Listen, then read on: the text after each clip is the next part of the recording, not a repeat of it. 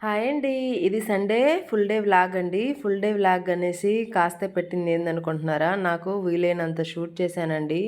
ఇంకా నాకు ఎక్కువగా షూట్ చేయడానికి వీలవ్వడం లేదు. అది కాక ఇంకా డెలివరీకి దగ్గరలోనే ఉన్నాను కాబట్టి కూర్చొని కంటిన్యూగా వీడియో ఎడిట్ చేయడం గానీ, వీడియో తీయడానికైతే కాస్త కష్టమవుతుంది. అందుకే నాకు వీలైనంత వరకు మాత్రమే షూట్ చేశాను. అది మాత్రమే అప్లోడ్ చేస్తున్నాను. సండే కాబట్టి మా ఇంట్లో స్కూల్ పిల్లలున్నారు. ఇంకా వాళ్ళు ఈరోజు అది చేద్దామక్క, ఇది చేద్దామక్క అనేసి హడావుడి చేస్తున్నారు. నాకైతే కొమ్ముల మిఠాయి అంటే చాలా ఇష్టం. అది కాక తిరునాళ్ళు స్టార్ట్ అయ్యాయి కదా! ప్రతి తిరునాళ్ళలో కొమ్ముల మిఠాయి అమ్ముతారు ఇక్కడ. కొమ్ముల మిఠాయి ఒక్కొక్కరు పంచదారతో చేసుకుంటారు, ఒక్కొక్కరు బెల్లంతో చేసుకుంటారు.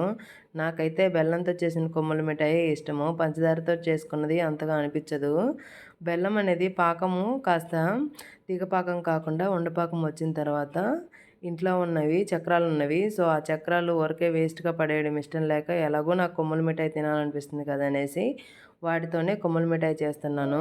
ఇంక ఈ పాకం వచ్చేసిన తర్వాత ఈ చక్రాలు చిన్న చిన్నగా కట్ చేసుకున్నాను. చేతులతో నలిపితే నలిగాయి. సో అలా కట్ చేసుకున్న తర్వాత పాకంలో వేసేసి పాకం అంతా కూడా చక్రాలకు పట్టేలాగా అంతా కూడా కలుపుకోవాలి.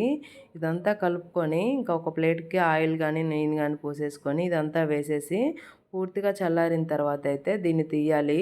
చల్లారక ముందు తీస్తే విరిగిపోతుంది, ఎక్కడెక్కడగా సపరేట్ అవుతుంది. పూర్తిగా చల్లారిన తర్వాత తీస్తే పర్వతంలాగా వచ్చింది. ఇలాగే ప్యాకెట్లలో పెట్టేసి అమ్ముతారు. నాకైతే చాలా ఇష్టం తిరణాల్లో వాటిని చూసినప్పుడు. నేను కూడా బాగా ఇష్టంగా తింటారు కొమ్ముల మిఠాయి. మా పాప నేను తీసానని ఆమె కూడా అలాగే తీయాలని చెప్పి ఆమె ట్రై చేస్తుంది. నేను కొమ్ముల మిఠాయి చేస్తే పిల్లలు ఫస్ట్ పాయసం అన్నారు. మా దక్ష పాయసం అని వాళ్ళు అన్నందుకు పాయసం కావాలని ఆమె వండికేసింది. మా పాపకి పాయసం అంటే చాలా ఇష్టము. అది పాలతో చేసినా తినిద్ది, పాలు లేకుండా వాటర్ వేస్ట్ చేసినా కూడా తినిద్ది.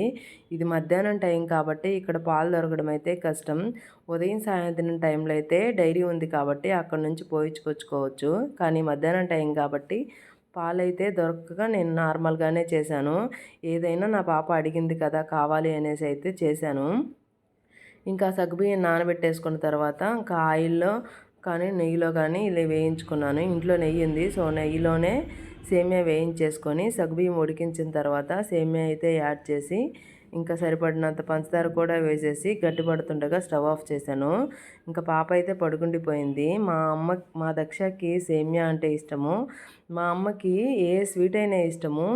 అది బెల్లంతో చేసిన స్వీట్ అయితే ఇంకా ఇష్టము. ఇంట్లో ఎలాగో కొబ్బరికాయ మొన్న శివరాత్రి రోజు కొట్టిన కొబ్బరికాయ ఉంది.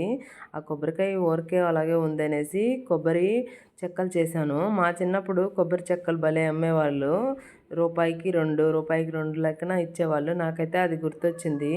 అందుకే కొబ్బరి చెక్కలు చేస్తున్నాను. కొబ్బరి తురిమేసుకున్న తర్వాత పంచదార పాకం లైట్గా వస్తే సరిపోతుంది. ఆ పంచదార పాకంలో ఇంకా తురుముకున్న కొబ్బరిని వేసేసి అంతా కూడా దగ్గర పడిన తర్వాత ప్లేట్లోకి ఆయిల్ని వేసేసుకొని అంతా వేసుకోవాలి. ఇంక ఇది పూర్తిగా చల్లారిన తర్వాత మనకి ఇష్టమైన షేప్లో కట్ చేసుకోవడమేనండి.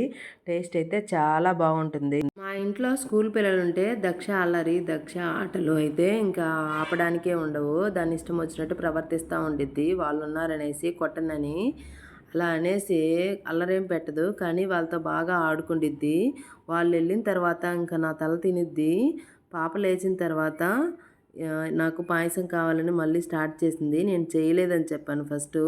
అక్కడుంది వంటగదిలో చేసావు నువ్వు తీసుకురా అంటుంది. నిజంగా చేయలేదంటే నమ్మడం లేదు. తినేసి అయితే ఇద్దరం పడుకున్నాం కదా. తర్వాత వీడియో దగ్గరికి వచ్చేసరికి మొంపు మొహాలు కనిపిస్తూ ఉన్నాయి. సో ఇంకా పాపకైతే పాయసం పెట్టేశాను. కావాలి నీకు ఏం కావాలి? పాయసం కావాలా? తాగుతావా? దక్షమ్మ ఎలా ఉంది? బాగుందా? ఎవరు చేశారు? అమ్మ చేసిందా? నువ్వు అడిగావా అమ్మని చేయమని?